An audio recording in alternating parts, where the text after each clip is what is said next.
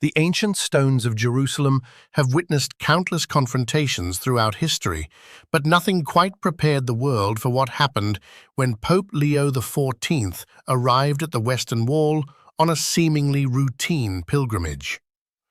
What started as a diplomatic visit turned into one of the most explosive religious and political confrontations of the 21st century, when Israeli Prime Minister Benjamin Netanyahu met him at the holy site.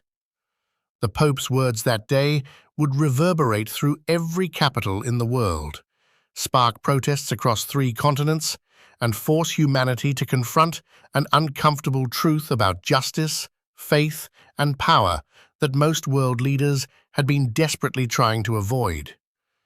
Before we dive into this unprecedented confrontation that shook the foundations of international diplomacy, let us know in the comments where you're watching from. And don't forget to subscribe for more moments that change history. Pope Leo XIV's pilgrimage to the Holy Land was announced as purely spiritual, but Vatican insiders whispered this visit would be different. The Pope had been studying classified reports about occupied territories and meeting privately with Palestinian Christian leaders. Netanyahu saw this as a golden opportunity. A papal blessing at Judaism's holiest site would send a powerful message about Israel's legitimacy.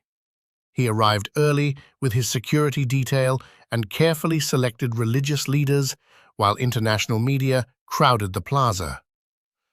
But when Pope Leo arrived in a simple black car, rejecting the armored papal vehicle, something in his demeanor immediately set him apart from previous diplomatic visits.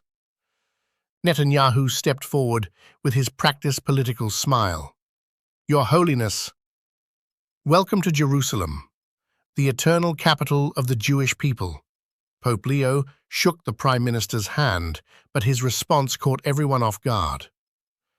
"Prime Minister, I come to Jerusalem not as the capital of any one people, but as the city of peace that belongs to all of Abraham's children." The subtle correction was noticed immediately by the international press corps. This wasn't starting according to the carefully scripted diplomatic playbook.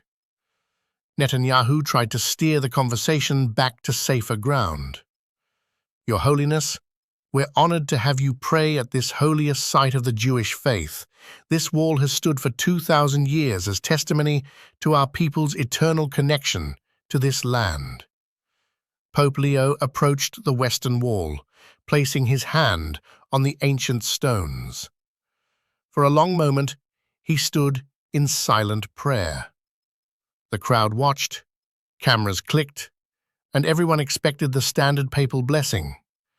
Instead, when the Pope turned back to face Netanyahu and the assembled crowd, his expression was grave. "Prime Minister, these stones indeed speak of ancient connections and divine promises, but they also cry out with the blood of innocence spilled." The question hung in the air like an accusation. Netanyahu's smile faltered slightly. "Your Holiness, this city has indeed seen conflict, but Israel stands as a beacon of democracy and religious freedom in a troubled region. We protect the rights of all faiths to worship here." Pope Leo's response would become one of the most quoted papal statements of the decade. "Religious freedom, Prime Minister? Then why did I need military escort to visit Bethlehem? Why are Christian families in East Jerusalem losing their homes to settlements? Why are Palestinian children detained for throwing stones while Israeli children play freely in parks built on land seized from their neighbors?" The media erupted. This was not the diplomatic papal visit anyone had expected. Netanyahu's security detail shifted nervously, unsure how to handle a confrontation that was both deeply theological and intensely political. Netanyahu stepped closer to the Pope, his voice lowering but carrying clearly in the sudden silence. "Your Holiness, with respect, you speak of complex security situations you may not fully understand. Israel faces existential threats daily. We do what we must to protect our people." Pope Leo turned to face the Prime Minister directly, and what happened next would be replayed on news channels around the world for weeks. "Mr. Netanyahu, I understand security concerns, but I also understand the commandments given by God to Moses, possibly on the very mountain that overlooks this city. Thou shalt not kill, thou shalt not steal, thou shalt not bear false witness. Tell me, how do these divine laws apply to modern Israeli policy?" The Prime Minister's face reddened. "Your Holiness, Israel acts in self-defense. We have the right to protect our homeland." "Homeland," the Pope repeated slowly. "A beautiful word. But when does protecting one's homeland become occupying another's? When does security become oppression? When does the victim become the victimizer?" The crowd was dead silent now. Even the Israeli security forces seemed unsure how to handle a theological debate that was rapidly becoming the most serious diplomatic crisis the Vatican had faced in decades. Pope Leo moved away from the Western Wall, positioning himself where his voice would carry to the entire crowd of officials, journalists, and pilgrims. "Prime Minister, you claim divine right to this land based on biblical promises. Let us examine those promises together, here in the shadow of the temple that God allowed to be destroyed not once, but twice." Netanyahu looked around, clearly calculating whether to continue this public confrontation or find a way to end it diplomatically. But Pope Leo wasn't finished. The prophet Isaiah, who preached in this very city. The Prime Minister found his voice, his political instincts kicking in. "Your Holiness, Israel provides more humanitarian aid and medical care to Palestinians than any Arab nation. We offer opportunities for peace that are repeatedly rejected." But Pope Leo had clearly come prepared for this conversation. Opportunities for peace or terms of surrender? There is a difference between offering justice and offering charity, between seeking peace and demanding capitulation. Christ himself said, "Blessed are the peacemakers, not the peace imposers, not the peace negotiators, but the peacemakers, those who create conditions where peace can flourish." The Pope's voice grew stronger, taking on the authority of centuries of moral teaching. "Mr. Netanyahu, you invoke God's promise to Abraham, but you seem to forget God's conditions. The covenant was not just about land, it was about righteousness, about being a light to the nations, about demonstrating divine justice on earth." He gestured toward the Temple Mount, visible beyond the Western Wall. This temple was destroyed because the people of Israel forgot justice. The prophet Jeremiah warned them, "If you do not oppress the foreigner, the fatherless, or the widow, and do not shed innocent blood in this place, then I will let you live in this place, in the land I gave your ancestors forever and ever." Netanyahu's jaw tightened. "Your Holiness, we face an enemy that seeks our complete destruction. Hamas, Hezbollah, Iran, they don't seek coexistence. They seek our annihilation." Pope Leo nodded thoughtfully. "I don't minimize those threats, Prime Minister, but I ask you, does the existence of evil enemies justify abandoning divine commandments? Does the hatred of others excuse the abandonment of justice? Did Christ tell us to love our neighbors only when they love us back?" The question struck like lightning. This wasn't just political criticism, this was moral challenge at the deepest theological level. What Pope Leo said next would become the most controversial statement of his papacy. "Prime Minister, I visited Yad Vashem yesterday. I stood before the memorials to the 6 million Jews murdered in the Holocaust. I prayed for their souls and for the promise of never again." Netanyahu nodded, perhaps thinking the Pope was about to pivot to Israel's right to self-defense. But as I stood there, I couldn't help but think about the Palestinian children in Gaza who have never known a day without fear, who have never seen the sea that lies just miles from their refugee camps, who die from preventable diseases because medical supplies are blocked at checkpoints. The crowd gasped. The Pope was making a parallel that Israeli officials considered absolutely forbidden. I am not comparing the Holocaust to current Palestinian suffering. The systematic industrial murder of 6 million people was unique in its evil.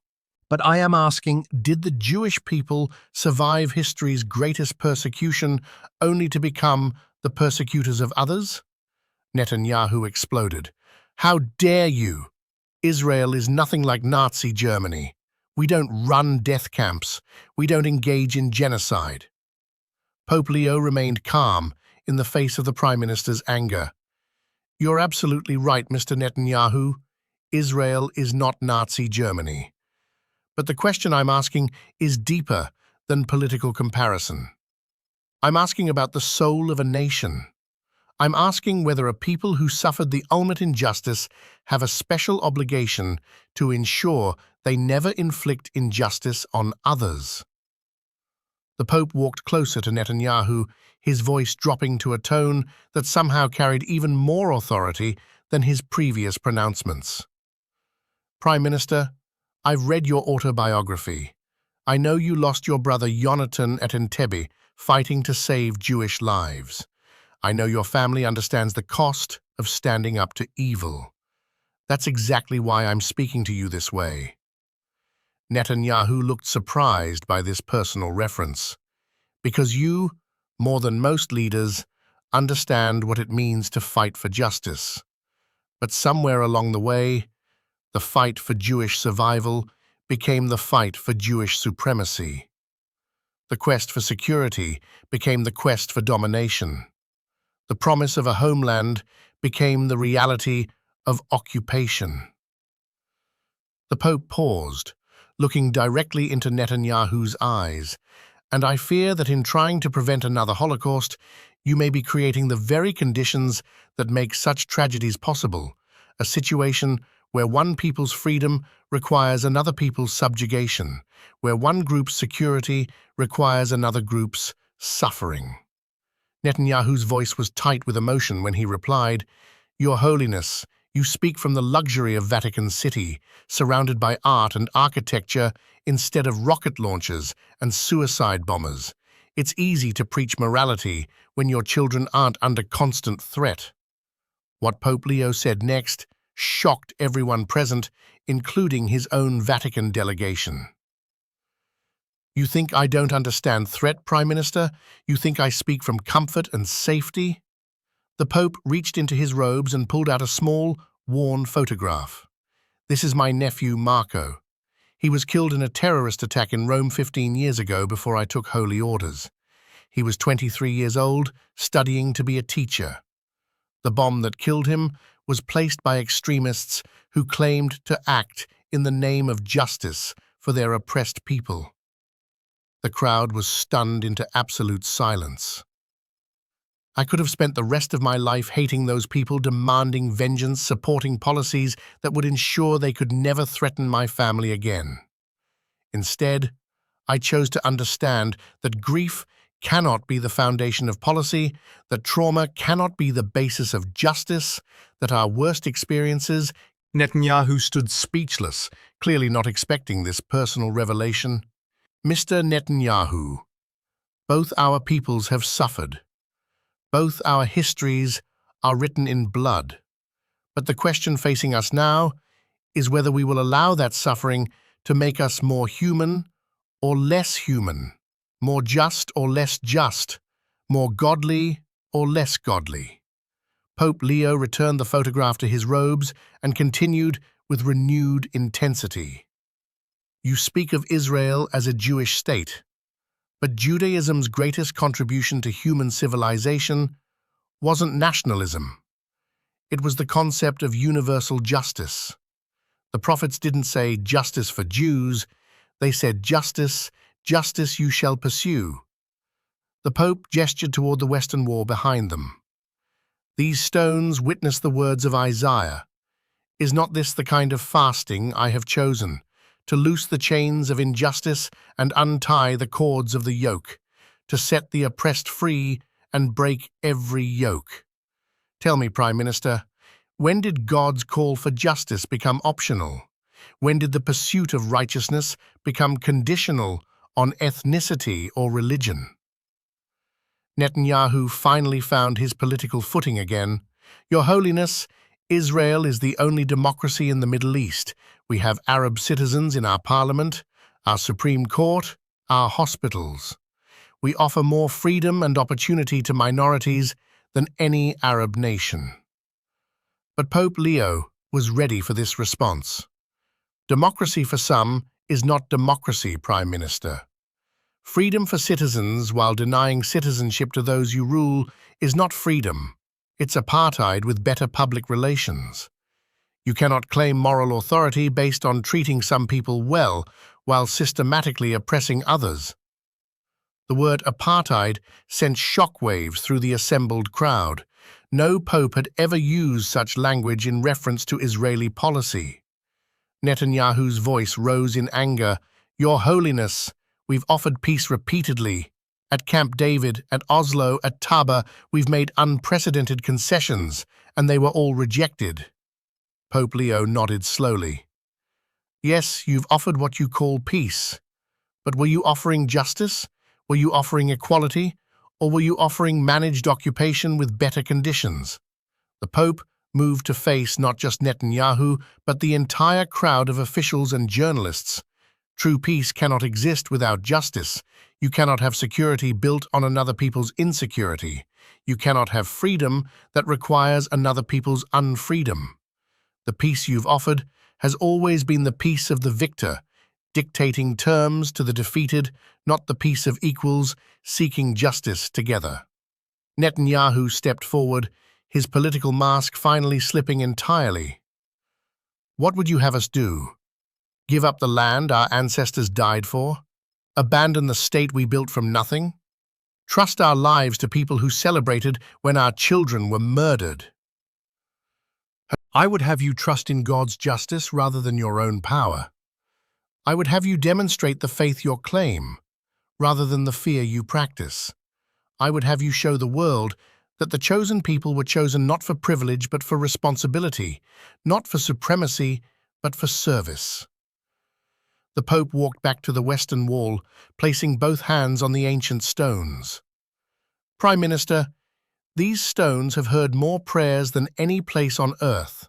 They've absorbed the tears of countless generations seeking God's mercy and justice. But they've also witnessed the blood of innocents, the cries of the oppressed, the silence of those who could speak for justice, but chose comfort instead. He turned back to face Netanyahu and the crowd. I challenge you, Mr. Netanyahu, not as the Pope challenging a Prime Minister, but as one child of Abraham speaking to another. I challenge you to be the leader who chooses justice over security, who chooses faith over fear, who chooses to trust in God's promise that justice and peace will kiss each other. The Pope's voice grew stronger, taking on a prophetic quality. End the occupation, not because the world demands it, not because it's politically expedient, but because it's morally necessary. Tear down the walls that separate God's children, not because it's safe, but because it's righteous. Offer not the peace of the powerful, but the peace of the just. Netanyahu stood frozen, clearly torn between political calculation and the moral weight of what he was hearing. History will judge us, Prime Minister, not by how well we protected our own people, but by how well we protected all people. God will judge us not by how much land we controlled, but by how much justice we created. Pope Leo raised his voice so that it carried across the entire plaza. I make this promise before these ancient stones, in the shadow of the Temple Mount, within sight of Calvary, where Christ died for all humanity. The Vatican will no longer remain silent while injustice is committed in the name of security, while oppression is justified by trauma, while God's name is invoked to bless policies that contradict God's commandments. The crowd erupted in murmurs, camera flashes, and hurried phone calls to editors around the world. We will use every diplomatic channel, every moral platform, every spiritual authority we possess to ensure that the cry of the oppressed is heard, that the voice of justice is not silenced, that the promise of peace is not abandoned for the illusion of security. Netanyahu finally found his voice, his political instincts reasserting themselves. Your Holiness, you're involving the Church in politics that you don't understand, taking sides in a conflict that predates Christianity itself. Pope Leo's final response would be quoted in history books for generations. Mr. Netanyahu, I'm not taking sides in a political conflict. I'm taking the side of justice in a moral crisis. I'm not choosing between Palestinians and Israelis. I'm choosing between right and wrong, between oppression and freedom, between fear and faith. As Pope Leo prepared to leave the Western Wall, he made one final gesture that would be analyzed by theologians and political scientists for years to come.